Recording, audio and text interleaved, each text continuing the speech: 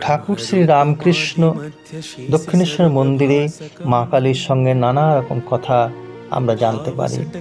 ঠাকুর শ্রী রামকৃষ্ণ মা কালীকে শুধু মন্দিরের মধ্যেই দেখতেন না, তিনি সমস্ত জায়গাতেই দেখতে পেতেন। সমস্ত জীবের মধ্যেই, গাছপালার মধ্যে, আকাশে বাতাসে, নদী ও সমস্ত জায়গাতেই তিনি দেখতে পেতেন। তিনি যখন গঙ্গা নদীর পাশে যখন হাঁটতে হাঁটতে যখন যেতেন, তিনি কথা বলতেন। কেউ কিছু জিজ্ঞাসা করলে অবাক তো হতেনই না, বরং বলতেন, তুই আমার মাকে দেখতে পাচ্ছিস না? ওর সঙ্গেই তো কথা বলছি। মন্দিরের ভেতরে কথা বলতে বলতে মাকে জড়িয়ে ধরতেন, মায়ের কাছে ছোট্ট ছেলের মতো অভিমান ও দুঃখের কথা সবই বলতেন, যেন ছেলে ওর মায়ের মধ্যে কথা হচ্ছে। ঠাকুরের কথাগুলো শুনলে মনে হয় তিনিও ঈশ্বরের এক অবতার ছিলেন।